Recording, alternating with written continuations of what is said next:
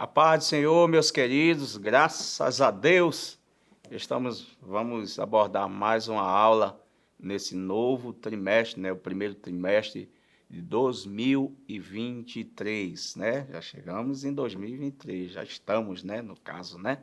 Então, meus queridos, graças a Deus, sem muitas delongas, né? Então, estamos aqui, vamos abordar a lição de número 4, certo? Desse primeiro trimestre de 2023 e vamos abordar a categoria de juvenis, tá?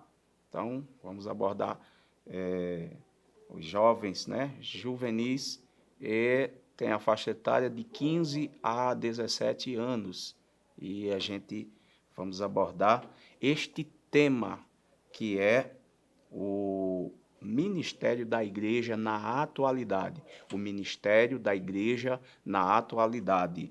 Então, esta lição, ela aborda dois textos distintos, porém, eles se completam, né, entre si. Vamos abordar o texto de Romanos, acompanha aí, Romanos capítulo 12, versículo 2 a 8, tá? Romanos capítulo 12, versículo 2 a 8, e depois Efésios, tá? Tá descrito aí no link, tá? Efésios capítulo 4, versículo 11 a 16. Efésios capítulo 4, versículo 11 a 16. Então, vamos já indo direto, né, aos objetivos, mas antes dos objetivos eu quero, assim, lhe pedir, tá?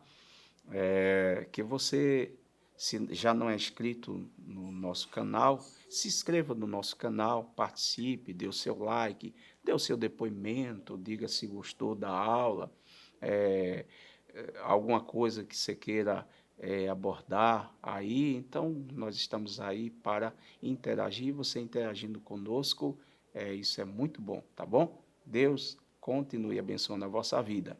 Mas, queridos, o objetivo desta lição, né, de juvenis, então, e esse tema, né, muito salutar, que é o ministério da igreja na atualidade. Então, quanto aos objetivos, ele linka em ensinar o que é ministério cristão, o que é ministério cristão. Também tem o segundo, que é apresentar as vocações do ministério, né? Do ministério, ou ministeriais. Apresentar as vocações ministeriais. E também, no segundo objetivo, é apontar a importância e os propósitos das vocações ministeriais. Então, você vai ver que existe muita coisa importante aqui neste tema. Então, primeiro, vamos falar o texto ele fala de ministério da igreja atual, né? Então, existe o ministério da igreja e vamos abordar atual, né? Então, a comparação do antes e o depois, não é isso? Então, o que é atual? Ser atual é propriedade de quem é atual, né? É o hoje, é o presente, é o que está em ênfase, é o que está em destaque, aquilo que é atual, né? Quando você tem uma roupa, vamos comparar a roupa, aquela calça, né, que usavam, né, acredito que há alguns anos atrás, né, 2 anos atrás, aquela calça boca de sino, né? Então, a atualidade daquele tempo, o tempo, né, da moda, então era a moda daquelas, né, calças assim. Mas agora aquilo passou, né? E agora são outras atualidades, né? Aquela calça mais apertadinha e tal. Então, né? Tem aquela coisa, né? Deu para você rir também, não foi? Mas é só para você se distrair um pouquinho, tá bom? Então, então é tudo que é atual, está na atualidade, né? Em uso agora, no momento. Mas se tratando da palavra ministério, a palavra ministério é muito usual, né? Que o que se pode comparar em ministério? Ministério também tem a ver com na política, né, os cargos de governo, né, o Ministério da Educação, Ministério da Energia, né, Ministério da Economia. Então, a palavra tem algumas conotações bem, né, é, é, usuais, né? É o ministério eclesiástico, que é o grupo também de congregações que é sob a direção de um líder pastoral, né? As igrejas tal. Então, um ministério, né? Ministério tal, ministério, né? Então, tem essas conotações. Um ministério de uma liderança na igreja, pastor, presbítero, evangelista. Então, tem sempre o ministério é uma palavra usual e também da época, né? Atual também, bem atual, né? Mas o que é, né? Abordando o primeiro objetivo, o que é ministério cristão? O que é o ministério cristão? Primeiro, dando a abordagem de que Paulo traz a abordagem aqui no versículo 2 do capítulo 12 de Romanos, ele, ele aborda, né, sobre este ministério, que a igreja é composta de pessoas salvas em Cristo Jesus, né? Nesse texto que nós falamos, Romanos capítulo 12, versículo 2, ele vai dizer que, e não vos conformeis com este mundo, mas transformados pela renovação do vosso entendimento, para que experimenteis qual seja a boa, agradável e perfeita vontade de Deus. Então, essas pessoas, elas foram ganhas, é, é, é, elas foram convertidas em Jesus Cristo. E a igreja, ela é composta de pessoas crentes que foram transformadas por Jesus e experimentaram a boa e agradável vontade de Deus. Isso mesmo. Mas antes, né, de entender o que é ministério cristão, somente eu quero também deixar aqui para que você possa entender também, somente Deus pode ou dar um ministério a alguém. Efésios capítulo 4 e versículo 11, ele vai abordar assim: e ele mesmo deu uns para pastor, ou mesmo apóstolos, né? Perdão, apóstolo, outros profeta, outros para evangelista e outros para pastores e doutores. Então, quem dá isso? Quem deu? Paulo cita muito bem. Ele mesmo deu. Quem foi ele? Deus. Deus é quem dá. Deus é quem nomeia, né? Deus é quem escolhe, Deus é quem capacita. Então, ele dá. E o que é ministério cristão, né? A gente aqui só abordou os textos, né, que antecedem, fazem a introdução. Mas o que é o ministério cristão? O ministério cristão é a vocação sagrada e espiritual dada por Deus ao crente. A gente falou anteriormente que ele precisa ser salvo, né?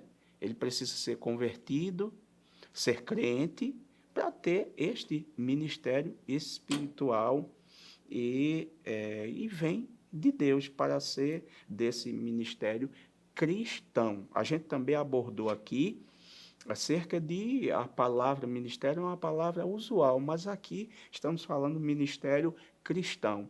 E esse ministério, ele convém ou vem da vocação sagrada. E o que é o sagrado? É aquilo que vem de Deus, aquilo que é puro, aquilo que é consagrado, então, pelo Espírito ou dada por Deus. Então, entendendo o que é ministério cristão. E dentro dessas vocações, ou dentro desse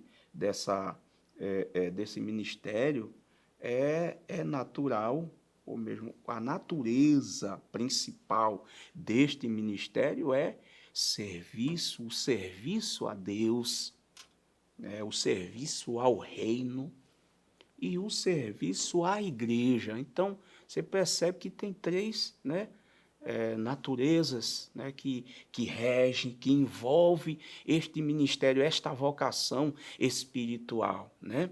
Essa vocação que vem de Deus, que é dada por Deus. Então, ele vem para serviço a Deus, para o serviço a Deus, para o serviço ao reino, prestar serviço ao reino dos céus e prestar serviço à igreja, né? Então, segundo ponto, ou mesmo segundo objetivo desta lição, que tem por tema o ministério da igreja atual, quais são, as vocações deste ministério. Então, em Efésios, diz que ainda, no capítulo 4, versículo 11, que nós já citamos, Paulo diz que uns ele deu para apóstolos, profetas, e pastores, evangelistas, doutores. Então, dentro desta ramificação, dentro dessas pessoas, ou mesmo desses ministérios ilustres, o apóstolo, o que é que Então, vamos trabalhar agora o antigo e o atual. Para quê? Qual as suas características? Quais são essas vocações, desse ministério? O apóstolo, por exemplo, na verdade, ainda no Novo Testamento, os apóstolos eram um grupo de discípulos de Jesus que tinham, assim, testemunhavam a ressurreição de Jesus, a morte e a ressurreição de Jesus, e eram líderes, eram os líderes daquela época, mas também, no caso, os líderes daquela época da igreja primitiva, onde tudo começou, né? Então, também pessoas que se comunicavam, e tinham na igreja local como missionários ou responsabilidades, Atos capítulo 14, versículo 4 a 14, ele fala, nessas questões, e que na atualidade de hoje, quando a gente fala de a igreja, o ministério da igreja na atualidade, então, na atualidade, esse ministério na atualidade de apóstolo, são missionários escolhidos por Deus e enviados, como a gente tem, por exemplo, Grunawing, Daniel Berg, John Wesley e muitos outros que, assim, foram missionários e pessoas desbravadoras que proclamaram o evangelho do Senhor para que o evangelho fosse chegar hoje, agora na atualidade, hoje para nós. Então, essa atualidade refletiu os apóstolos de ontem, não temos assim o ministério apostólico, mas temos o dom, né, de, assim, de evangelho, do evangelizar. Também os profetas. Na antiguidade, os profetas eles tinham a função de ungir, né, de ungir outros profetas no seu lugar, ungir reis, e proclamar a palavra do Senhor, aquilo que Deus falava com ele, ele falava para o povo, para os reis naquela época, enfim, a todos que assim Deus indicasse para que pudessem falar. E a questão de Elias, né? Eliseu, enfim, tantos outros profetas do Antigo Testamento. Mas na atualidade, quem são esses profetas? Hoje não existe, não tem o cargo, né, o ministério de profeta, mas existe, né, o dom, né, de profecia, não é isso? Na atualidade. Então, na atualidade de hoje, essas pessoas são líderes cristãos que falam sobre a direção do Espírito Santo através do dom profético. Seu propósito é admoestar, exortar e consolar e edificar, né? Mas tendo, né, aqui Atos dos Apóstolos, capítulo 5, versículo 1 a 4, e 1 Coríntios, capítulo 12 a 10, a gente não vai ler para a gente economizar o tempo, né? Então, mas todos esses, tudo isso, além de tudo isso, toda esse dom profético, passa-se pelo crivo da Bíblia Sagrada e pelo crivo da igreja. Então, você vê que não é só simplesmente profetizar de qualquer forma.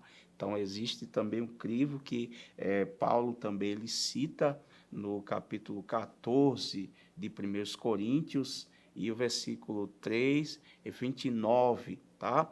Então, fala sobre este crivo que a igreja, tudo que é falado tem que a ver com a palavra de Deus.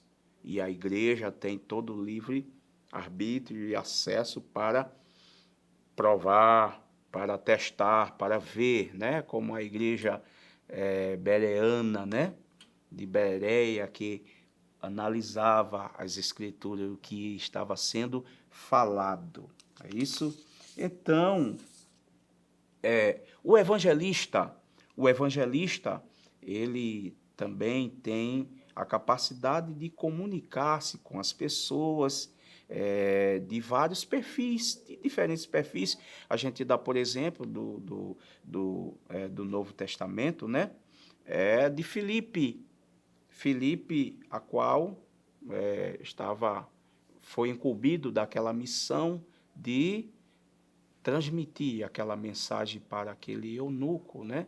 Acredito, Atos capítulo 8, versículo 6 a 12. Então, Filipe, ele trata de conversar com aquele eunuco, né, da rainha de Candace, e dizer o que ele não entendia, né, de acordo com explicar as escrituras sagradas para ele. Mas na atualidade, né, qual a atualidade de um evangelista hoje? São servos que evangelizam. Por exemplo, aquele que evangeliza nas casas, aquele que evangeliza nas ruas, aquele que evangeliza nas praças, aquele que sai, né, como na atualidade, no nosso meio eclesiástico, aquele que sai ao campo, né, aquele que sai entregando literatura, aquele que prega nas grandes cruzadas, nas cruzadas, né, evangelísticas. Então, é aquele que evangeliza, é o evangelizador. E existe também a especialidade para o ministério, o ministro evangelista, não é isso? Então, os pastores, né, às vezes, os pastores são chamados no Novo Testamento, chamado de bispo, né, presbíteros, e 1 Timóteo, capítulo 5, versículo 7 capítulo 1, versículo de 1 Timóteo, capítulo 1, versículo de 1 a 7, vai falar também sobre essa questão, tá? Mas na atualidade de hoje, o que é o serviço pastoral, né? O ministério pastoral, né? Ele cuida da igreja do Senhor Jesus, são líderes de igreja local, como posso dizer, líderes de congregação, pastores de área, né? Então, que eles têm a função de aconselhamento, de discipular. Então, tem todo esse aparato muito especial que o pastor, o ministério pastoral, ele abrange perante as suas ovelhas, ou perante a igreja do Senhor e diante do Senhor, né? É um ministério muito louvável. Os doutores, né? Então, os doutores são mestres que possuem o dom espiritual de proclamar e ensinar as Escrituras na sua totalidade, na sua real interpretação, e fornecer o conhecimento de Deus e do compromisso de obedecer o que está na Sagrada Escritura. Timóteo também, 2 Timóteo, também vai falar, Paulo escrevendo a Timóteo, na segunda carta, ele vai falar no capítulo 1, versículo 11 a 14, também ele vai falar sobre esse ministério e sobre esta função. Mas na atualidade de hoje, na sua atualidade total, é o teólogo, é aquele que se aproxima mais da palavra, para o quê? Para enriquecer o reino, para que as pessoas estejam bem abalizadas de acordo com a palavra, porque não é só falar, não é só pregar, não é só ouvir, mas entender e comparar de acordo com o que está escrito e com a veracidade correta. Então, é preciso estudar, é preciso ter entendimento, né? E os doutores têm como é que eu posso dizer, esse algo espiritual, esse algo a mais de Deus, essa ênfase muito importante e que é muito especial da parte de Deus para essas pessoas. Então, o terceiro objetivo, a gente vai tratar qual o propósito das vocações, dessas vocações. Qual o propósito? Então, em Efésios, Paulo ele vai dizer no capítulo 4, versículo 3 ou 13, ele vai dar alguns nortes que é o crescimento da fé, dependente do ensino, do discipulado e do pastoreio. Os cristãos precisam ter uma unidade na fé. Isso é entender quem é Jesus e conhecer o seu evangelho e obedecer seu mandamento. Então, unidade da fé é algo que une, algo que não está separado, mas está unido através do Espírito Santo de Deus. Viver em unidade de fé são esses propósitos.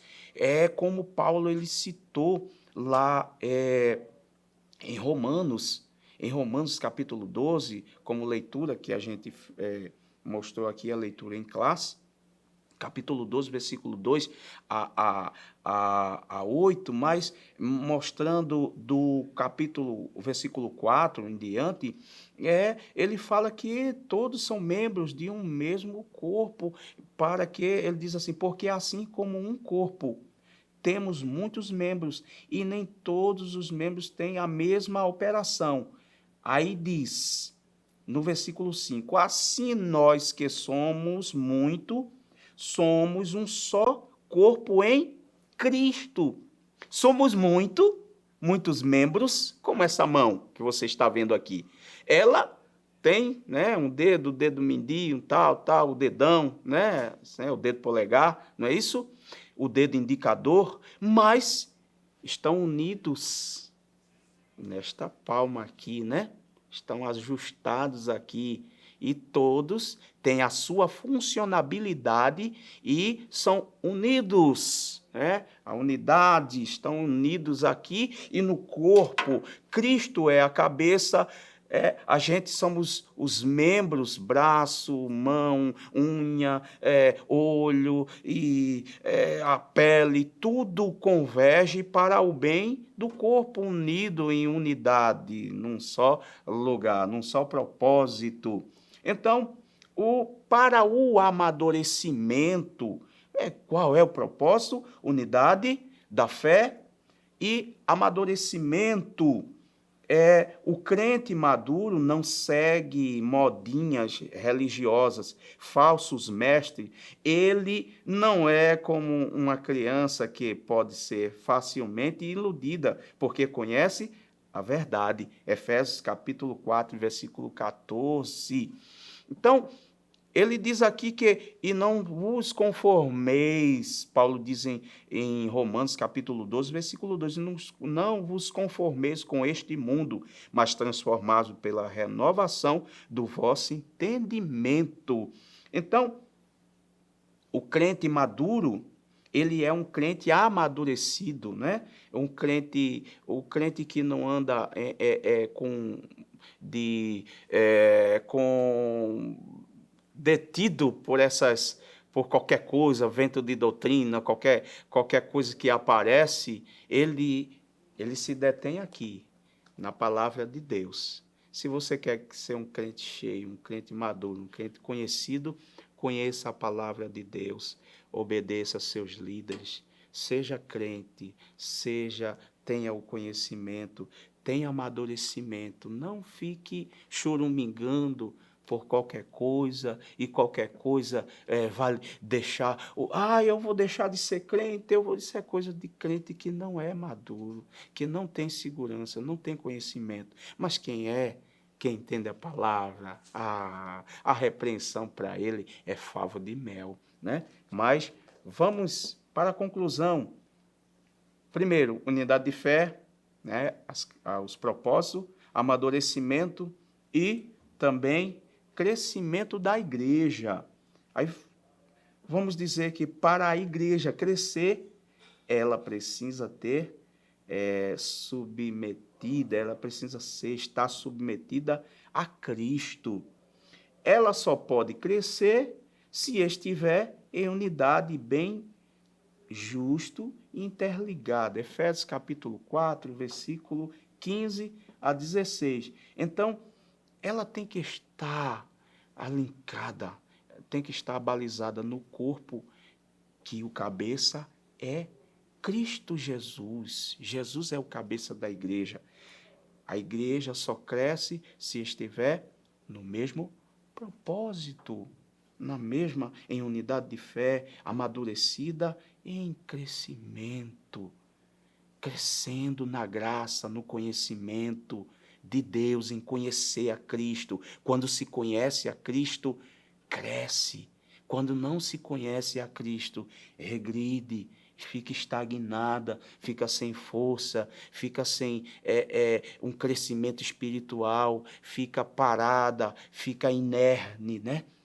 Mas quem tem o crescimento de Deus faz, o cristão, o crente cresce, também a igreja cresce. Louvado seja o nome de Jesus. E para concluir, o ministério cristão é uma vocação sagrada. Então, entendemos que o ministério cristão é uma vocação sagrada. Não vem de mim, vem de Deus. Deus escolhe, Deus capacita e Deus envia, né? E os ministérios são diversos, né? Temos ministérios diversos, como a gente trata, a palavra, né? São diversas, mas o ministério cristão, ele é por vocação sagrada. Mas todos são por Deus, como um propósito de edificar a igreja.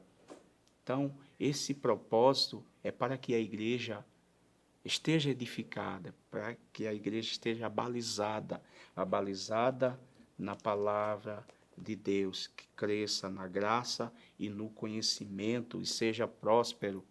E através do seu testemunho, através da sua vocação, através da graça de Deus na vossa vida, alcanceis as vidas e nesta atualidade que estamos vivendo, sejamos prósperos espiritualmente. Que Deus continue abençoando a cada um de vós. Espero que o assunto em que nós passamos aqui nesta oportunidade sirva de exemplo para a tua vida e que você possa crescer na graça e no conhecimento de Cristo Jesus. Que Deus abençoe e até lá. Que o conhecimento é capaz de mudar a vida de quem lê, a gente já sabe. E que livro você pode comprar em qualquer livraria. Mas nós transformamos 100% do nosso lucro em mudança de vidas, através da ação social, evangelismo e missões. Ao adquirir qualquer um de nossos produtos, seja presencial ou à distância, você está investindo em alguém.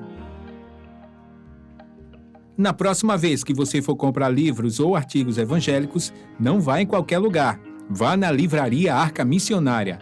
Uma nova história começa quando você compra aqui. Agora você pode fazer a sua contribuição através do Pix, uma operação rápida, segura e sem custos. Abra o aplicativo do seu banco, clique na opção Pix e em seguida vá na opção Transferência. Depois é só digitar nossa chave Pix, que pode ser o nosso CNPJ, 11 120 490 0001 86. Nosso e-mail contribua@eadalp.org.br ou nosso celular 81 98883 2755. Verifique se a contribuição é para a Igreja Evangélica Assembleia de Deus em Abreu Lima, Pernambuco. Confirme a transferência e depois siga o procedimento do seu banco. Anote nossas chaves Pix para não esquecer. CNPJ 11 120 490 0001 86. E-mail contribua@iadalp.org.br. Celular 81 98883 2755. Você está contribuindo para o crescimento da obra de Deus.